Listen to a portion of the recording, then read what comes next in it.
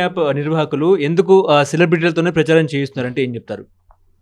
ఏ product అయినా సరే సెలబ్రిటీల చేత చెప్పిస్తేనే దానికి మార్కెట్ ఉంటుంది. 6 వారాల వికసించే వంటి ఛాయ ఒక సెలబ్రిటీ ఇట్టిట్టిట్ట తెల్లగైతేనే అది కొంటారు కొంతమంది. సాదాసీదా మనుషులతో చెప్పితే సరిగ్గా కొనట్ల. సాదాసీదా వాళ్ళతో చెప్పిన ప్రకటనలు కూడా ఉన్నాయి. అంటే లైక్ ఇప్పుడు కొన్ని బట్టలు ఉతికే ఇట ముంచి అట తీస్తే తెల్లగా అయిపోతాయి. అవన్నీ అట్లా ఏ బట్ట అవ్వదు, బట్ అవుతాయి ఇక్కడ. అవి లేకపోతే ఇంకేమైనా డోవు, సెన్సోడైన్ ఇట్లాంటివి సాధారణ వాళ్ళతోనే చూపిస్తున్నారు. కొంతమంది వాళ్ళంటే సెలబ్రిటీస్ చేత చెప్పిస్తే వీళ్ళ మొహాలు చూసి 10 మంది ఆ ప్రోడక్ట్ని కొంటారేమో అని. ఇప్పుడు ఇంకొకటి పలుకులలో కేసరి, దానికి కూడా మీకు వీళ్ళకు పంపారు. అవునా, ఎక్కడ చూడు విమల్ పలుకులలోకి అన్ని పెద్ద పెద్ద తలకాయలే, మళ్ళీ మహా తలకాయలు.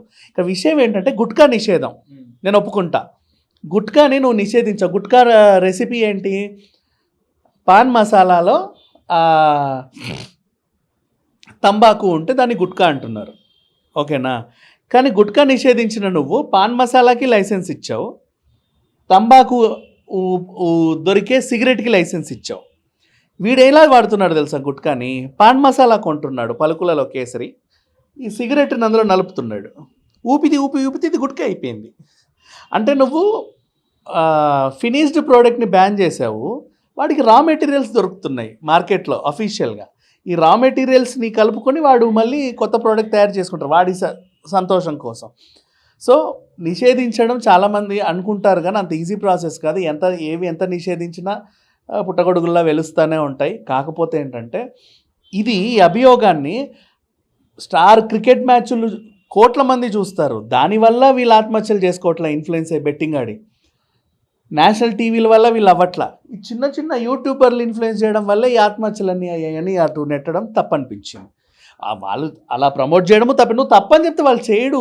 వాడు కూడా చాలా కష్టపడే 10 లక్షల ఫాలోవర్లో 20 లక్షల ఫాలోవర్లను పెట్టుకున్నాడు. తప్పంటే వాడు చేయడు. అండ్ నెక్స్ట్ ఈ అన్నిటికీ తోడు ఈ వీడెవడు నాన్ వేసిన వాడొకడు వచ్చాడు. ఇప్పుడు పోలీసులు క్రిమినల్స్ చేత కూడా సమాచారం సేకరిస్తారు. అట్లని నువ్వు మహారాజు కాదు. నీ చేత అంటే ఏదో నీకు తెలిసిన 4 వక్కలు నువ్వు చెప్తావు, నీ చేత సమాచారం తీసుకున్నాడు. నేను మొత్తం పోలీస్ వ్యవస్థ వెనకాలని నడిపించుకుంటున్నట్టుగా బిల్డప్ ఇస్తున్నాడు ఈయన. అసలు ఇంకా చెప్పాలంటే ఈ బెట్టింగ్ యాప్ల వల్ల వాళ్ళకంటే దేశానికి ప్రమాదం ఈ అన్వేషణ లాంటి వాడు.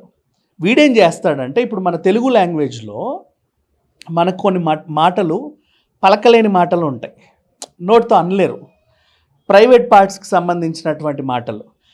అవి ఇక్కడ బూత్ ఏమో మేబీ, అంటే బూత్ కాకపోయినా మాట్లాడడానికి మనిషి ధైర్యం చేయనటువంటి మాటలు. విదేశాల్లో వాటికి అర్థాలు వేరేలాగా ఉంటాయి. ఇప్పుడు మైక్ అంటే ఇక్కడ ఇది, ఇంకో దగ్గర మైక్ అంటే వాడు వచ్చి కొడతాడు, ఎరా నన్ను మైక్ అంటావా అని. అక్కడ బూతు చెప్పలేము మనము. అలా ఇక్కడ ఈ డాష్ బీప్ పదాలన్నీ వేరే దేశాల్లో రెస్టారెంట్స్ ఉంటే ఆ పేరుతో అక్కడికి వెళ్ళి ఆ పదాలని 10 సార్లు పలికి వాళ్ళ చేత కూడా పలికించి వెకిలి చేష్టలేసి బాడీ షేమింగ్ చేసి ఇక్కడ నవ్వులు, చిల్లర నవ్వులు. ఇప్పుడు అవి చూసి ఇంటర్ పిల్లలు ఏం చేస్తున్నాడు అంటే, ఒక ఇంటర్ పిల్లోడు ఒక అమ్మాయి దగ్గరికి వెళ్ళి నీ డాష్ నాకుతా అన్నాడు. ఎరా చెప్పు తీసుకొడతా అంటే, నేను రెస్టారెంట్ పేరు చెప్పాను, రెసిపీ పేరు చెప్పాను, ఇది నాకుతాను, నీకేమైంది? వీడియోలు చూపించి. అండ్ నెక్స్ట్ మళ్ళీ ఎక్కడెక్కడైతే బ్రోతల్ హౌజులు ఉంటాయో విదేశాల్లో, వ్యభిచారులు ఉంటారో వాళ్ళ దగ్గరికి వెళ్ళి వాళ్ళని కూడా బాడీ షేమింగ్ చేసి వాళ్ళు చూపిస్తున్నారు, ఇక్కడ రేట్ ఇంత, వీళ్ళు ఇలా పడుకుంటారు. అండ్ ఆ మాట్లాడే లాంగ్వేజ్ కూడా అసలు మామూలు మనుషులు మాట్లాడారు. వాడు 5 నిమిషాలు మాట్లాడితే అందులో 500 బీపులు ఉంటాయి. అప్పటికేమో ఇప్పుడు నేను హర్షసాయి వీడియో బయట పెడుతున్నానని ఒకటేదో చేశాడు కరెక్టే. అది ఎప్పటిది అంటే, హర్షసాయి కూడా బెట్టింగ్స్ గురించి మేమేం తప్పు చేయట్లేదండి, అఫీషియల్గా వాళ్ళు ఇలా చేస్తున్నారు, తను సమర్థించుకునే క్రమంలో గతంలో కొన్ని ఇంటర్వ్యూలు ఇచ్చాడు. ఇప్పుడు కాదులే, గతంలో. ఇప్పుడు తప్పని చెప్తే సారీ అన్నాడు, నేను చేయనని చెప్పాడు. గతంలో తనకు అది కరెక్ట్ అని లీగల్గా వాళ్ళు చెప్పినప్పుడు, బల్లగుద్ది మాట్లాడినప్పుడు, ఆ ఇంటర్వ్యూలు ఇచ్చినప్పుడు వీడు ఫోన్ మాట్లాడితే ఆ ఫోన్ కాల్ రికార్డ్ చేసి ఇప్పుడు ఏదో పెద్ద విషయాన్ని బయట పెడుతున్నట్టుగా లీక్ చేశాడు. సరే వాట్ ఎవర్. ఆ లీక్లో నేను హర్షసాయిని చూడట్లా, ఎవరు దేన్ని చూడట్లా, బీప్లు చూస్తున్నారు. 10 నిమిషాలు మాట్లాడితే 10 నిమిషాల్లో 10,000 బీపులు. మనిషి అన్నోడు ఎవడు అంత దరిద్రంగా మాట్లాడండి. పైగా ఒక సోషల్ మీడియా ఇన్‌ఫ్లుయెన్స్ నాకు ఇప్పటికి డౌట్. వీడే ఇలా ఉంటే వీడిని ఫాలో అయ్యే వాళ్ళు ఎలా ఉంటారు? వాళ్ళకి సిగ్గులేదా? వాళ్ళు మనుషులు కాదా? వాళ్ళందరూ ఇలా వీడిలాగే ఉంటారా? ఇంకా ప్రైవేట్ పార్ట్స్ గురించి కూడా డైరెక్ట్‌గా మాట్లాడతాడు. మలమూత్ర విసర్జనల గురించి కూడా చెప్తాడు. అంటే ఏదైతే మనుషులు వినకూడదు కొన్ని ఉంటాయో, మాట్లాడుకోవడానికి అసహ్యంగా ఉంటాయో అవన్నీ వీడు చాలా అందంగా మాట్లాడతాడు. ఇట్లాంటి వాడిని పోలీస్ వ్యవస్థ ఎందుకు దగ్గర రానిస్తుంది? కాకపోతే సమాచారం కావాలంటే వాడు ఎంత క్రిమినల్ అయినా పోలీసు వాళ్ళు తీసుకుంటారు. అలా వీడి దగ్గర సమాచారం తీసుకున్నంత మాత్రాన ఈడు కూడా ఆల్రెడీ నా కేసు ఎఫ్ఐఆర్ నెంబర్ 970/2024 వీడు ప్రమోట్ చేస్తే ఎఫ్ఐఆర్ అయిన దాఖలాలు కూడా ఉన్నాయి. కావాలంటే సోషల్ మీడియాలో చూడండి మీరు కూడా. సో ఇప్పుడు నేనేం చెప్పదలుచుకున్నా అంటే ఈ ఇన్ఫ్లుయెన్సర్స్ అందరు పెద్ద తప్పు అని వాడేవాడో గాడిద వాగినందుకు ఈ పోలీస్ వాళ్ళు స్ట్రిక్ట్ అయినందుకు మీరు వీళ్ళని తప్పు పట్టాల్సిన అవసరం లేదు. వాళ్ళని అన్ఫాలో చేయాల్సిన అవసరం కూడా లేదు. వాళ్ళు చేసింది ఏంటంటే అదేదో యాప్ నిజంగా లీగల్ అనుకొని తెలియక చేశారు. సరే అది ఇల్లీగల్, దీనివల్ల ప్రమాదం ఉంటుంది, మీరు ఇంత స్థాయిలో విస్తృత స్థాయిలో వీళ్ళు విజృంభిస్తున్నారంటే వాళ్ళందరూ డిలీట్ చేస్తారు, క్షమాపణలు చెబుతారు, తర్వాత వాళ్ళ రెగ్యులర్ కార్యక్రమాలు వాళ్ళు చేసుకుంటారు. వాళ్ళందరినీ క్రిమినల్స్గా పోర్ట్రే చేసి నేను ఒక్కనే యూట్యూబ్లో ఉత్తమోత్తమ ఉండి వీళ్ళందరూ క్రిమినల్ అని చెప్పుకొని ఎదిగే ప్రయత్నం చేసే ఒక చిల్లర వెధవ వీడు, అంతే. వాడి గురించి మాట్లాడుకోవడం కూడా దండగా. అండ్ ఇకపోతే బెట్టింగ్ యాప్స్ వల్ల ఎవరికైనా ఇప్పుడు ఈ ఆత్మహత్యలు అవుతున్నాయి అంటే నిన్న కూడా ఒకటి అయిందిలే, నిన్న కాక మొన్న కూడా ఒకటి అయింది. ఫస్ట్ ఇంటర్నేషనల్ టోర్నీస్లో వెనకాల వచ్చే వాటిని బ్లర్ చేయండి, వాటిని ప్రదర్శించకండి. నేషనల్ వైజ్గా వచ్చే ఆహాలలో ఈ సర్కార్ షోలు మూసేయండి, వీలైతే వాళ్ళని అరెస్ట్ చేయండి, తప్పులేదు.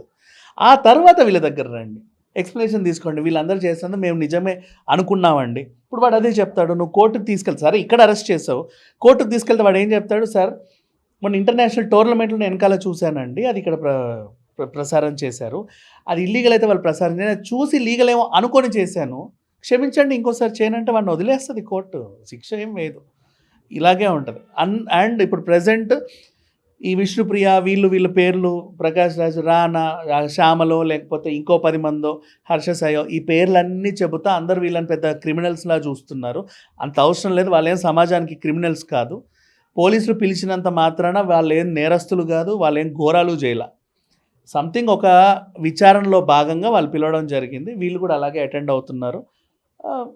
స్లోగా ఈ బెట్టింగ్ యాప్స్ని నిర్మూలిద్దాం. అండ్ చాలామందిని మనకు తెలిసిన వాళ్ళు ఎవడన్నా ఆడుతుంటే మనము చెప్దాం ఆడకండ్రా బాబు అని. ఎందుకంటే నీకు 10,000 వచ్చినప్పుడు సంతోషంగానే ఉంటున్నావు, పార్టీ చేసుకుంటున్నావు. అదే ఊపులో 2 సార్లు 10,000 వస్తాయి, 3 సార్లు 10,000 వస్తాయి, 5ఓసారి 1,00,000 పోతాయి.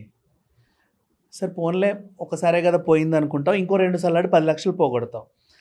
ఆ అప్పులో ఇంటి మీద పడి ఇంట్లో వాళ్ళు తరిమేసి ఇంకేదో చేసి సమాజానికి దూరంగా అయినప్పుడు ఆత్మహత్యలు చేసుకొని చచ్చిపోతున్నాం. సో ఆడడం మానేయడానికి, వీళ్ళల్లో చైతన్యం నింపడానికి వీలైనంత వరకు మీ చుట్టుపక్కల ఇప్పుడు డ్రగ్స్ తీసుకునే వాళ్ళు ఎవరైతే ఉంటారో చెప్పండి, మేమేం వాళ్ళని జైల్లో వేయము, ఇంకోసారి వాళ్ళు తీసుకోకుండా వాళ్ళకి కౌన్సిలింగ్ ఇస్తామని చెప్పారు కదా. అలాగే ఈ బెట్టింగ్ ఆడే వాళ్ళు ఎవరైనా సరే మన చుట్టుపక్కల ఉంటే నిజంగా ఒక మంచి హెల్ప్ లైన్ నెంబర్ పెట్టండి, దానికి సమాచారం ఇస్తారు ఎవరైనా, తీసుకోండి.